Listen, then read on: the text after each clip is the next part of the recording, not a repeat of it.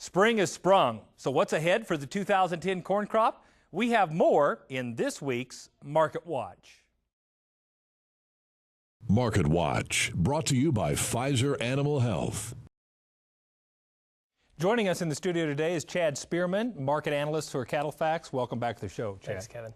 You know, the corn planters are rolling all across the country. What are your thoughts about what's going to drive this corn market as we enter the summer months? Well, right now, Kevin, as we look at corn futures prices, which have gone from early year highs near $4.25 a bushel down to recent lows near $3.45 per bushel just this month. The lower corn price trend has been intact since January after 2009 corn production was unexpectedly revised higher. And that lower price trend was perpetuated with declining corn demand ever since then. Spring has sprung, so what's ahead for the 2010 corn crop? We have more in this week's Market Watch. Market Watch, brought to you by Pfizer Animal Health. Joining us in the studio today is Chad Spearman, market analyst for CattleFax. Welcome back. What does that mean in terms of feeder calf market? We've certainly seen some run here recently. Well, we've got the fed cattle market steadily trending higher with recent prices on top of $1.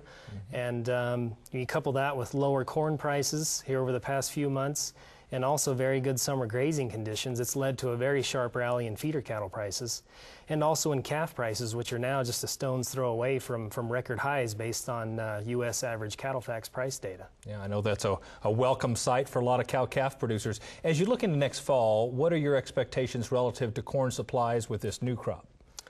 Well, I think right now we're in that transition between old crop supplies and new crop supplies, but for this spring, producers are expected to plant over 2 million more acres of corn here this spring, and then in May, the USDA will come out with their initial supply and demand estimates, and based on that acreage, 2010 corn production could rival the record high of over 13 billion bushels this year.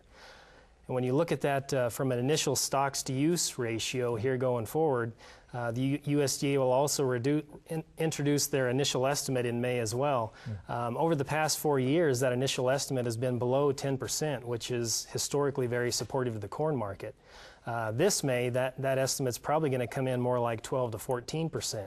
So as a result, corn futures prices for the rest of the year are probably going to spend the bulk of the time between the $3 and $4 level. Well, very good. Well, thank you for your insight. I know we'll be calling on you and your team some more. Thanks for coming to the show. Thank you very much. You bet.